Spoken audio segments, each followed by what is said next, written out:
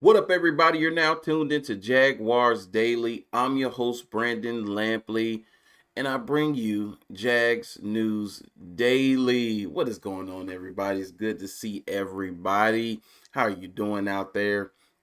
We're going to talk some Jags football news, rumors, trades. I mean, the trade market is just for Brian Thomas Jr. is just going crazy, man. The interest has been drumming up like crazy. Like it went from about two potential teams I saw putting together packages. One was absolutely egregious. Oh my God! Like we'll talk about that one first. And then the rest of them now, other teams is coming out the woodwork from the Buffalo Bills to the worst was Buffalo Bills trading Keon Coleman and a first for Brian Thomas Jr.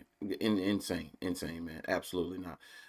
The Patriots putting together packages, the Browns, the Jets, just about anybody who need wide receiver help, they're being lumped and thrown into the pot for Brian Thomas Jr. and his services. So I it's getting crazy, but I don't think Jacksonville is going to part ways with Brian Thomas Jr. I don't. I don't think, and I don't think you should at this point. He's too young. He's too talented because he's if he's going to get it right, you want him to get it right here. Now, if this is what he's going to be, and he's not going to regain or exceed what he did as a rookie. Even if you can get those stats he did as a rookie every year, 200 yards, 10 touchdowns, you'll take that all day long.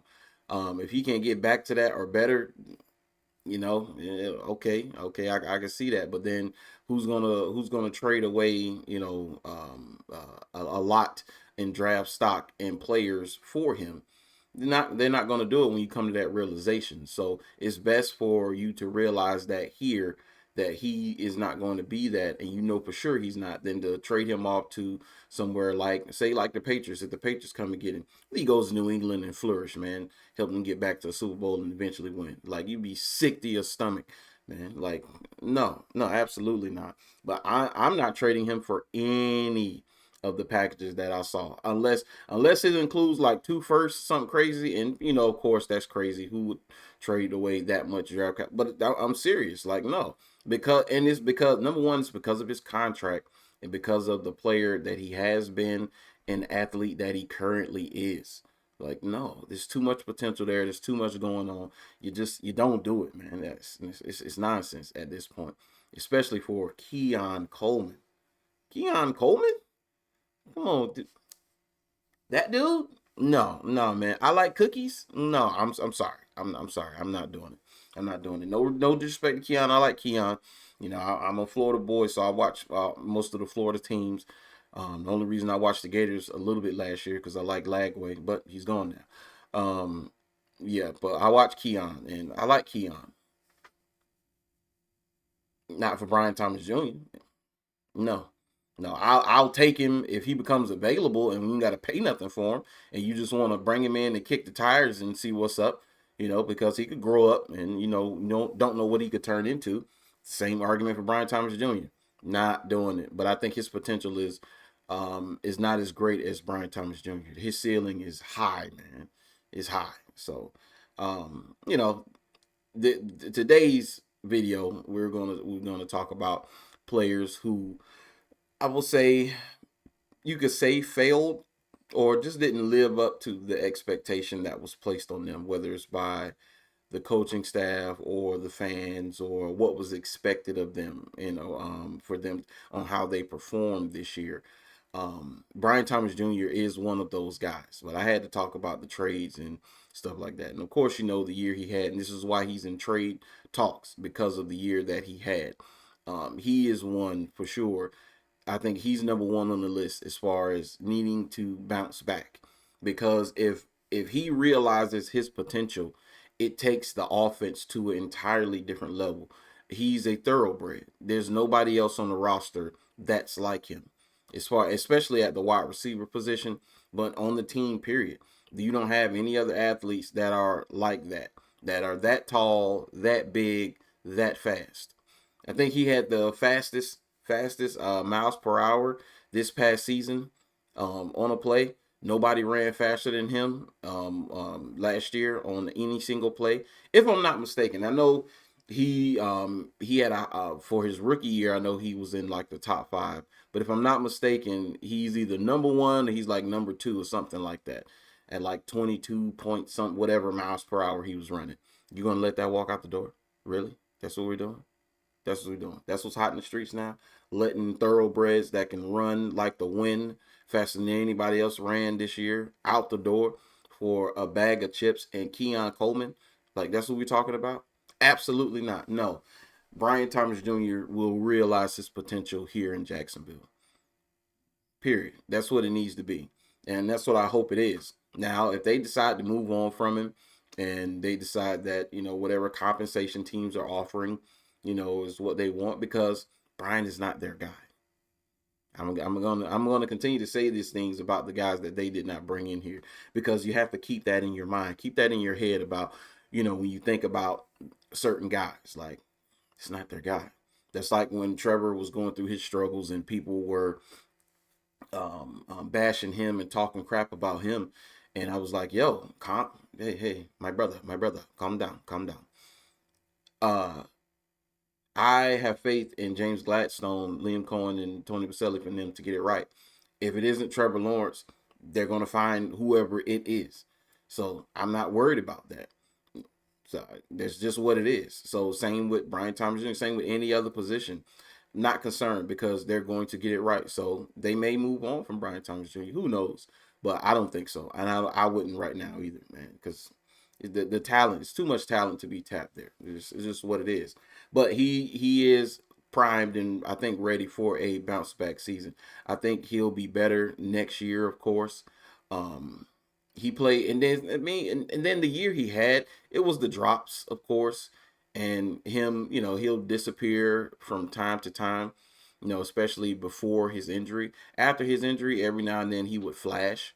Um, but if he plays all 17 games, he's 1,000-yard receiver. And you're like, man, that season wasn't, what we thought it was, but it was 1,000-yard season. So 1,000-yard wide receivers, you can't just say, oh, that's like running for 1,000 yards as a running back. It's not the same, So Brian Thomas Jr. is primed for a bounce back year, and if he realizes his potential, it launches the Jaguars offense into another stratosphere, a place where only a few teams are, and being able to score points at will because of the him being who he is. Because if he becomes who we think he can become, it helps everybody else. It helps everybody else. So like vice versa right now, Jacoby Myers, Brenton Strange, and Parker Washington is helping him, because now going into next year, teams aren't going to be game planning to shut down Brian Thomas Jr. Not saying that they are not worried about him, meaning that they're not going to say, hey, we got to have 2 guys on him. The game plan is to stop him and get beat by everybody else. No, it's going to be to stop Jacoby Myers and Parker Washington. Those are the 2 that they're going to focus on, because Parker was killing guys. He was like, oh, Brian Thomas Jr. your guy? Jacoby Myers your guy? Oh, y'all doubling Brenton Strange? Okay, who's this guy in front of me? I don't care who it is. Christian Benford? Hey, go barbecue chicken, straight up. And that's what it'll be. But Brian Thomas, man, I think he is going to be better next year. He's primed and ready for a breakout. Just watch for it. Watch for it for sure. But I'm going to leave it right there. And we're going to talk about Walker Little. Walker Little's another one. Walker Little's one who, his performance wasn't like, just so bad. It's just the fact that when he did get hurt, you had a guy come in who, by all means, when I seen that Cole Van Landen was starting left tackle, I was like, man, this is going to be interesting. I mean, we're going to give him a shot, because everywhere he had played prior to left tackle, hey, I was like, man, this Cole Van Landen is looking very, very good. And when he got out there to play, I think he started at guard. And I was like, yes, he's looking good. And so they decided, hey, we're going to let him move out here to tackle. And he never relinquished it.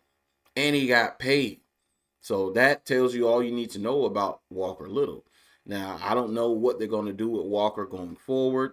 Definitely probably restructure that salary so they can get that cap number down, get more guys in here. And he's not making as much as you would think, but hey, he's making enough money to where you're like, hey, we got to bring this cap number down so we can go get some more guys, because we want to pay our rookies coming in and get a free agent or two.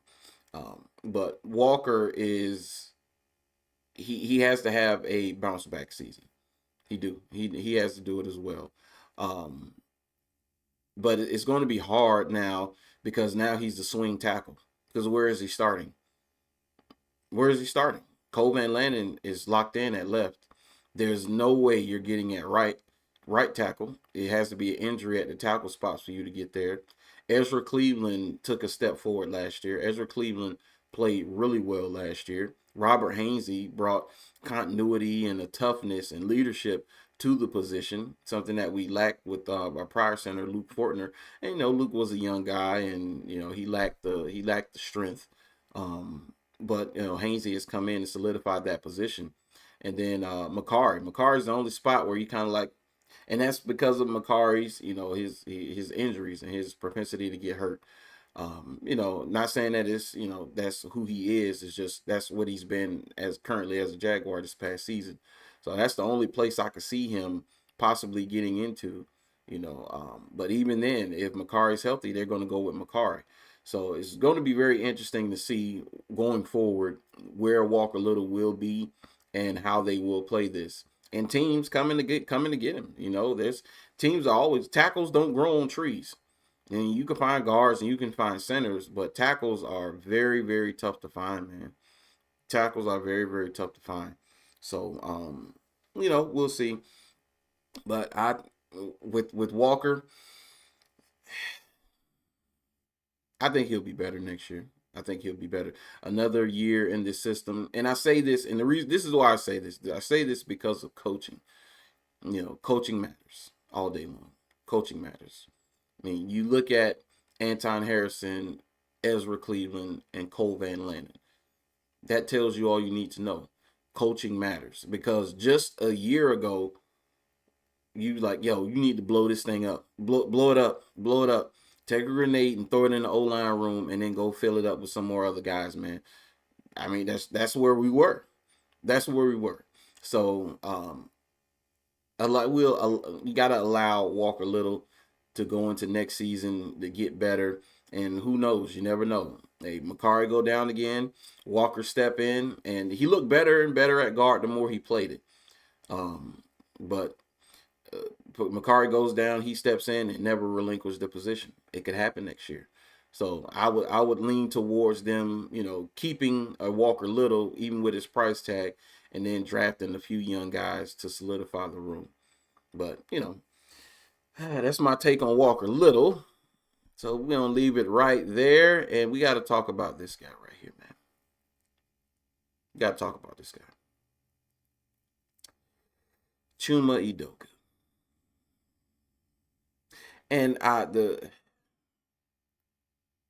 don't want to, my opinion of him to, be off of one play. But the one play that comes to mind, man, that just sticks in your mind is the penalty in the Houston game when Jacksonville was, they were reeling. Texans come back with their backup doggone quarterback, Davis Mills, and Trevor makes the play that puts them in field goal range. Chuma Edoga has a penalty. It gets brought back, and the rest. That it still stings. Now, not saying that Chuma lost them the game, because they had opportunities to win the game before that moment, and they did not do it. The defense just absolutely collapsed. The bottom fell out. The offense down the stretch could not move the ball enough to even just put a field goal up. If they put a field goal up, they win the game. That's all you had to do. A field goal. A field goal would have won you the game. It's what it was. So you can't put it all on him. But it's a culmination of his entire performance, and that's a highlight of it. Or a low light is that play. From what I saw of Chuma, anytime he was out there, I was like, yeah, man, I don't know. He's another guy. He has to have a bounce back year, or after this season, he's going to be gone. I mean, he could be. He's only signed a 2-year deal. He could be gone this year. Same with Walker Little. Same with Brian Thomas Jr. Same with my next guy, Mason Smith. All these guys could be gone, but they're here, and currently you expect them to be here until they aren't. And so while they're here, you have to be better, man, or you're going to be gone. I mean, this is a week to week league, man. A week to week league. Like when you want to talk about top this, top that, top this, top that, it's week to week. It's just what it is. Unless you're like, the upper echelon of players. Let's say echelon, the upper echelon of players. It's week to week because Pat Mahomes can have a down game. Josh Allen can have a down game. Lamar Jackson can have a down game. Burrow can have a down game, but they're still considered to be who they are. Such like Jamar Chase or like Justin Jefferson. He had no quarterback last year. He's still considered to be who he is. But it's still a week to week league. So even if those guys start stacking up bad weeks on a regular basis, they'll no longer be considered in the category that they are in. So with a week to week league, dude, you have to be better. You have to be better. And how can I trust when somebody goes out? That's why I would keep Walker Little, because Patrick McCarry goes down. Dude, Walker Little. I want Walker Little in there. Chuma Edoga, from what I've seen, but it's on the coaching staff. It's on them to know strengths and weaknesses, guys who they can work with. If they feel like they can work with Chuma, they're going to bring Chuma back this year. But that Houston game still stings, man. It still hurts. That really does. It still hurts because I can't stand the Houston fans, man. Man, that's those guys, man. They're not the worst though. They're not the worst. They're not the worst. It's a brotherly rivalry, because we've been little brother for a long time because we've been getting spanked by the Texans. Like I think it was like 10 in a row at one point. Crazy number. They're not the worst, but dude, just to listen to them harp and chirp. But the CJ Stroud debacle does make me smile because they're all, they talk that noise. And you like, man, your quarterback looking a little suspect. He's looking a little suspect, big dog. I don't know. I don't know. Can you fix him? Don't know. But, so that's in a nutshell on Chuma Edoga, man. You just got to be better, man. No, nothing else like that Houston game. Please, sir. Please. I beg you, please. So, but we're going to leave it right there. Talk about Mason Smith. Now, Brian Thomas Jr., he's still in a good position to play, especially. He's a starting receiver right now as it stands. No question. You can't keep that guy on the bench. Walker Little will play. When injury happens, they putting Walker Little in there. He's the first man up for, I think, especially at the tackle positions. And maybe at the guard positions, don't know, but definitely tackle. Chuma Edoga, maybe one of the guard positions. If they don't want Walker Little there, maybe, who knows. But he does have some value there as far as step coming in. Mason Smith, he's not there because now with them re-signing Matt Dickerson and then you have Eric Armstead, and they're going to either get somebody in free agency or draft a guy. Mason Smith right now is on the outside looking in. Now, does it mean much at this moment? No, because games are not being played. And training camp isn't going on right now. OTAs haven't started. None of those things have started. So it doesn't really matter right now at this moment. But as it stands, Mason Smith is, man, he's in the cellar right now as far as in that defensive line room, especially at defensive tackle. You mean he lost snaps to Matt Dickerson? I mean, there are times where you saw Austin Johnson on the field. And you're like, yo, where is 94? I was looking, he was trending upward towards the end of 2024, and I was looking for him to take another step. And I'm like, man, I'll look for him to take that step to where they can move on from Eric Armstead eventually. You can't do that right now. If you move on from Eric Armstead, who are you getting? What are you getting? Matt Dickerson isn't going to be the guy down in and down out. He's a great rotational player, but he's not the guy down in and down out. Um, Mason hasn't proved that. Proved that. Austin Johnson isn't that. Devon Hamilton is a nose tackle. So I mean, what are we talking about, man? So Mason is, yeah, he's on the outside looking in right now. And remember, he's not their guy. He is not their guy. Don't forget that. Don't forget that. He is not their guy. So he's on the outside looking in, and he has to be better. You have to be better. You have no choice. You absolutely have to be better if you're Mason Smith, because to the I would like to know his snap count, man, and what he played, because it was times in games where you didn't see him until Trevor Lawrence had this hat on. Not this specific hat, but he had a ball cap on, man. He didn't have a helmet on. And oh, there's 94. Game's out of reach, man. Not even in the rotation. I'm like, man, that is crazy. That is crazy. And it kind of makes sense now. And you wonder about last year's coaching staff, because he was a healthy scratch so many weeks. And you're like, we asked, what's up with Mason Smith? Where is he at? What's going on? Why is he a healthy scratch? He's not hurt. What's going on? And then he got to play, and he played well. He had 3 sacks. He looked like a top recruit coming out of high school, like he was. I don't know what number he was, but he was one of the better recruits coming out of high school, and he was beginning to look like that. Now it's like, are these guys just that much better than him? Are they? Are they? Well, it's time for him to grow up. It's time for him to be bigger. It's time for him to be better, because his football life is flashing before his eyes currently. That's just how it's going to go. So, but I'm going to leave it right there. Yeah, I think I covered it. Covered it pretty good. So, I mean, I will be back with more videos. Make sure you like, share, and subscribe. Hype the video as well. I appreciate all that you do. We're on the road to 1,000 subscribers. I'm trying to get this channel booming and popping. You're getting more and more. Hey, man, and it's all Jags. It's all Jags all day, every day.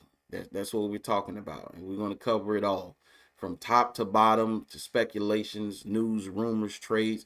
You name it, we're going to talk about it. And I'll be back, man. But until next time, I'll talk to you guys later, man. Peace out.